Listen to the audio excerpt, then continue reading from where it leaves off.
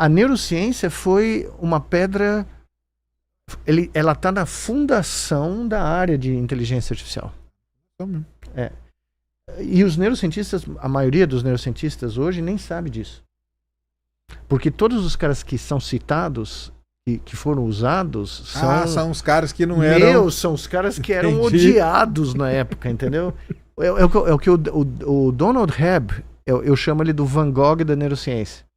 Porque ele morreu sem saber que o livro dele ia virar um clássico. Caramba. Quando ele morreu, ninguém... Não, quando ele morreu ele já era um cara reconhecido, mas o livro dele demorou 5 décadas para as pessoas... E eu fiz a minha carreira baseada na proposição teórica dele, que você não podia entender o cérebro olhando para um neurônio. Ah, sim. Eu cheguei nos Estados Unidos e encontrei um outro maluco, né, o John Chapin. Nós éramos tinha mais um grupo no Arizona e mais um grupo na Europa. Eram 3 grupos no mundo que falavam, veja, nós temos que registrar populações. Nós temos que de neurônios, né? olhar do ponto de vista estatístico, não do ponto de vista determinístico de um neurônio, né? Ou seja, é uma retroalimentação, né? Da onde veio o nosso interesse, eu e o John, independentemente, nós lemos um proceedings de uma conferência que ocorreu na Califórnia, nos anos 80, sobre processamento distribuído. Não falava do cérebro. Falava do que aconteceria se você pusesse um monte de computadores trabalhando em rede, antes da internet, antes de tudo isso. Processando tipo em paralelo, né? Isso, Parallel Processing, era o nome da conferência. Entendi. O John leu lá na Filadélfia, eu consegui uma versão aqui, né? E quando eu escrevi pro John, eu falei... Você deu match na ideia. Nós caímos na realidade que nós estávamos pensando a mesma coisa. Olha que legal. E foi daí que nós desenvolvemos toda a tecnologia para registrar neurônios e vem daí a interface cérebro-máquina. Que hoje está usando o quê? Inteligência artificial para analisar os padrões de atividade elétrica do cérebro, né? E curiosamente, um dos meus heróis é o Joseph Weizenbaum, que eu acabei de citar, que é o crítico da inteligência artificial, né? Porque ele que foi o criador da Elisa, que é o primeiro chatbot da história. Década de 60. Foi criado um computador que você conversava com ele. Era um terminal verde, um ecrã verde. E o que ele conta no livro, que é divertidíssimo, é que apesar da secretária dele ter visto que ele estava programando, que ele que tinha criado a Elisa, ela começou a se conectar com a Elisa. Olha aí. Aí ele pedia, ela não deixava ele estar no escritório quando ela fazia as sessões de psicanálise com a Elisa. Ou seja, ele viu esse fenômeno... E olha o que nós estamos vendo hoje, né? Exatamente. Ele viu esse fenômeno nos anos 60. Caramba! A secretária falava para ele chegar mais tarde de manhã, porque ela queria chegar e ter uma hora... Uma hora com a Elisa. Para fazer uma... né? E aí ele falou, mas veja, é um programa de computador. Aí ela disse que respondeu para ele, mas ela tem uma intimidade comigo que eu não tenho com ninguém. Olha isso. 64, 65. E hoje o que a gente tá vendo? Saiu uma matéria acho que na Economist, né? Sim. Falando que os psicólogos estão super preocupados, porque a galera hoje está se consultando com o ChatGPT da vida e não tá indo no psicólogo. Cara, mas aí na hora que eu vi o negócio, eu falei, isso aí é meio lógico, cara. Porque o ChatGPT fala que o cara quer ouvir. Mas eu vou no psicólogo porque ele me enche de neuro na minha cabeça. Isso, então, mas um mês e pouco atrás, ou 2 meses atrás, um analista, psicanalista, escreveu um editorial no New York Times dizendo o seguinte, as pessoas estão se consultando com o ChatGPT, 2 pontos, e parece que funciona. Sério? Aí o Eisenbaum tinha a resposta para esse cara nos anos 60. Ele falou, se um psiquiatra ou um psicanalista achar que um programa digital substitui a ele, ele merece ser substituído. Porque realmente ele não está trazendo absolutamente tudo que é relevante na interação ser humano-ser humano. Claro. Né? A empatia, solidariedade, a tentativa de dialogar. Então, mas aí a pessoa que está num estado assim, de fragilidade, sim, quando o computador ele começa a falar coisa que ela quer ouvir, ela se sente confortável. Porque quem ouve hoje?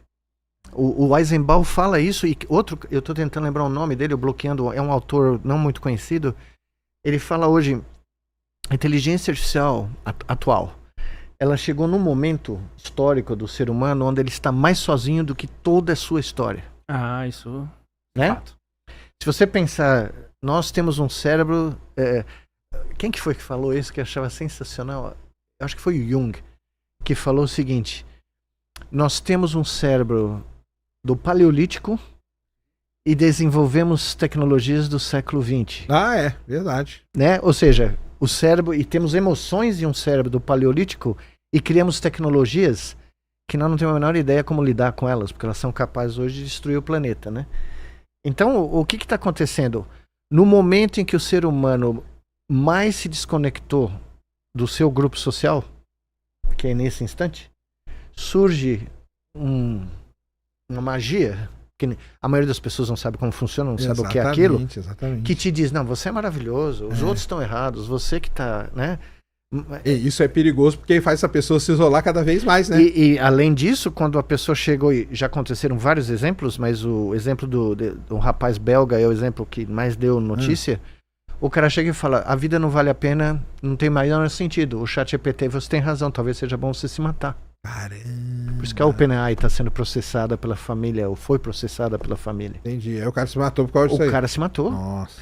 Hoje, saiu um artigo, eu ainda não li o artigo inteiro, dizendo, a manchete basicamente do artigo de jornal, contando o artigo, é que existem da ordem de 630 mil alucinações, pessoas entrando em crise mental psiquiátrica por dia, lidando com essas ferramentas de IA. Então nós estamos criando uma crise de saúde mental terrível, né? De uma ordem não mensurável, né? Porque se você está falando, isso é o que eles conseguiram medir, né? Ah, não, imagina quanto que não é. Imagina quanto não tem, né? Não, porque tem muita gente que hoje pega um exame e joga o ChatGPT.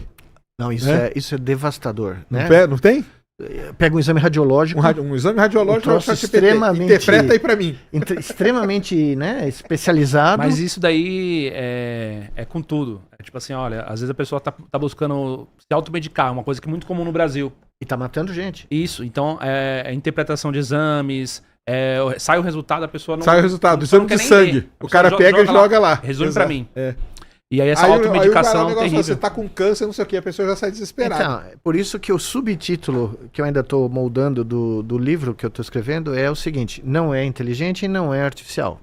Era para se chamar cálculo automático, tá? É, isso aí. Eu bolei um título em inglês que é muito melhor que em português, que é Automatic Digital Multivariate Electronic Parrot. Caramba! Né? Mas a sigla fica legal. Ficou. Mas o subtítulo, na realidade, ele é mais resumido e ele é o seguinte, ele não é inteligente e não é artificial, mas ele é uma arma poderosíssima de automação, dominação e controle.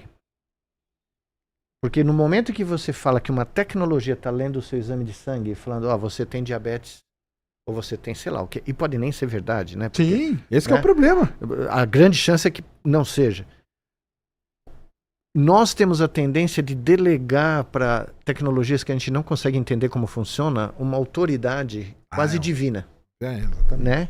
E nesse instante, o que você cria? Uma arma de controle. Perfeito. Né? Porque se você programar, se você é o programador, se você detém o código, né? O código e o corpus que foi usado para treinar. O corpus é a quantidade de dados, né? A base de treinamento. A base de treinamento do barato. Você influencia a decisão de milhões de pessoas. Ah, com certeza. Então, todos nós aqui provavelmente fomos usuários do Twitter desde o começo, logo no começo, né? Hoje, se faz qualquer tweet, 80% dos comentários é gore, que isso é verdade? É, isso mesmo. A vasta maioria dos usuários dessa plataforma estão delegando para um sistema que tem um corpo, que tem um programador, que tem uma visão ideológica, política, econômica, o poder de decisão. Né? Então saiu uma história, não sei se vocês viram, viralizou na China, talvez tenha sido a maior viralização de uma postagem e que agora viralizou no Ocidente, que um grupo de cachorros escapou de um caminhão que tinha sequestrado esses 7 cachorrinhos de uma vila lá no interior da China e estava levando para um matadouro, né? Porque tem isso. E os cachorrinhos escaparam e alguém filmou esses cachorros andando no highway. E era um corgi, que é aquele cachorrinho que era da Elizabeth, da Rainha Elizabeth, aquele pequenininho, né? Que é um cachorro que foi selecionado para cuidar de ovelha, de gado, guiando os 7 cachorros de volta para casa. E segundo a história, eles chegaram na vila de onde eles vieram e um estava ferido e tal, mas encontraram os donos. Vamos lá. Essa história teve mais de 200 milhões de visualizações. Até agora ninguém sabe se é verdade. Ninguém sabe. Entendi. Ou seja, porque nós chegamos num ponto que eu chamo da era da pós-verdade, onde se você não for testemunho ocular Sim. de um Você evento, não vai saber nunca. você não vai saber. Aí é o Turing que tava certo, lá na década É o de 50, Turing, né? exatamente. Ele falou, né, no jogo da imitação. No jogo da lá. imitação. Que nós não vamos conseguir descobrir. Só que o saber von mais Neumann, que é. o von Neumann e outros pioneiros, eu acho que o Eisenhower é o que mais fala isso, ele fala exatamente isso.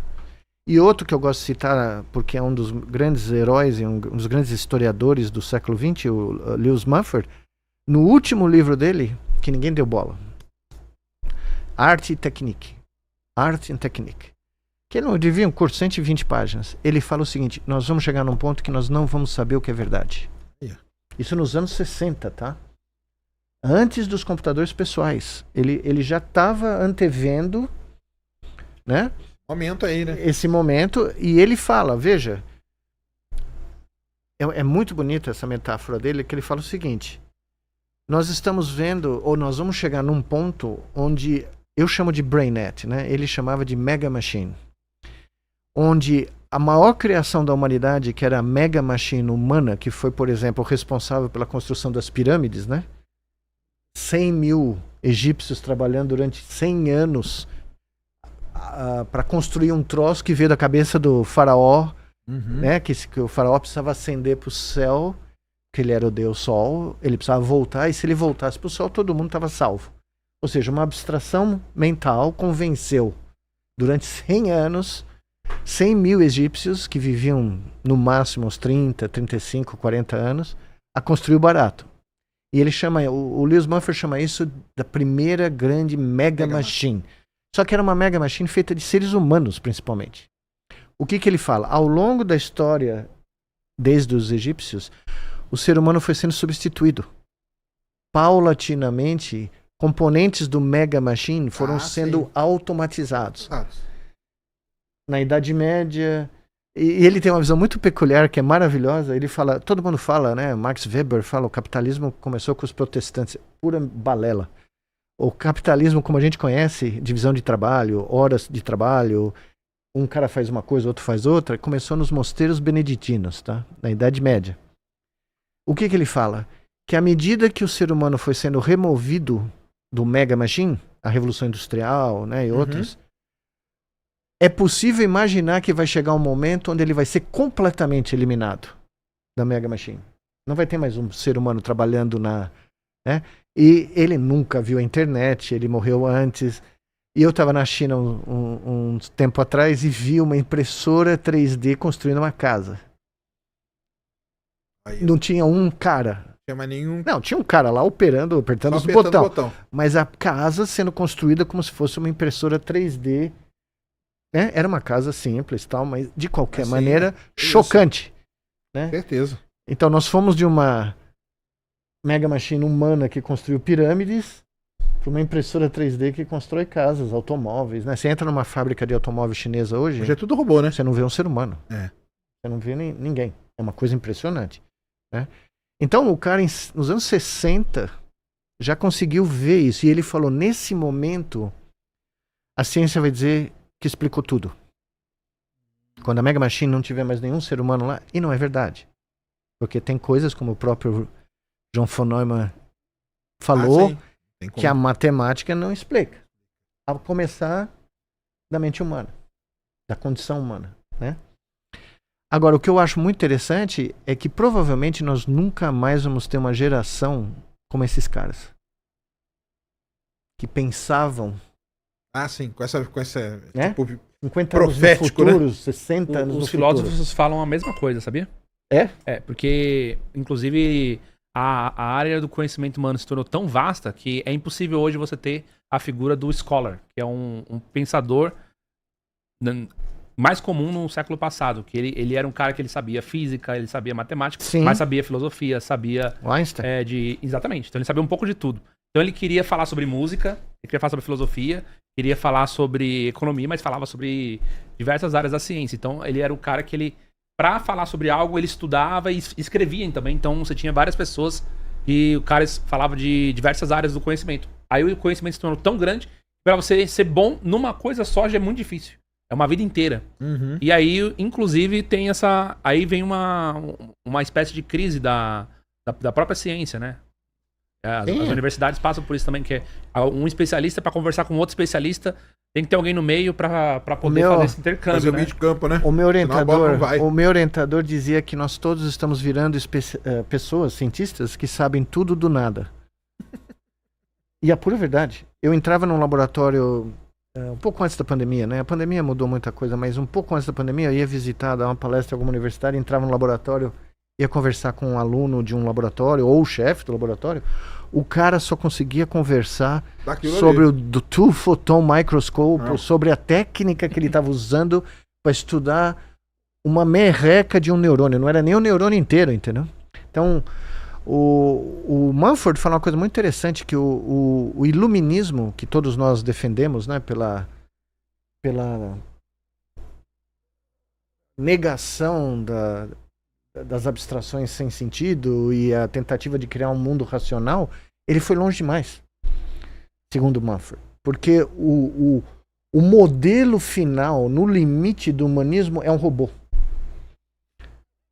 É um robô humanoide em que a matemática consegue prever tudo. Todos os movimentos, e não é isso que nós queremos como cientistas, né? Uhum. Então é muito interessante essa crítica, e como cientista, eu li novamente agora, nos últimos meses, todos os principais livros do Mumford de novo, e eu tinha lido isso mais ou menos quase 10 anos atrás, para escrever um livro anterior, e é chocante como, depois da pandemia, depois de tudo que a gente viu, e com a ascensão da inteligência artificial, ler esse cara de novo é chocante. Foi um choque para mim, porque os cientistas não gostavam dele, porque achavam que ele criticava a ciência, que ele era um filósofo, um historiador antagonista à ciência. E não é verdade. Ele defendia os avanços científicos. Ele só dizia o seguinte: a ciência, depois da criação da bomba atômica, depois de ir para a Lua, ela perdeu a humildade. E ela achou que ela podia explicar tudo com o método que nós temos, né? Claro que pode ser que apareça um outro método e de repente a gente ganhe um novo patamar. Mas quando ele fala que um robô é o limite do iluminismo, é o objetivo final do iluminismo, ele realmente coloca a gente na parede como cientista, né?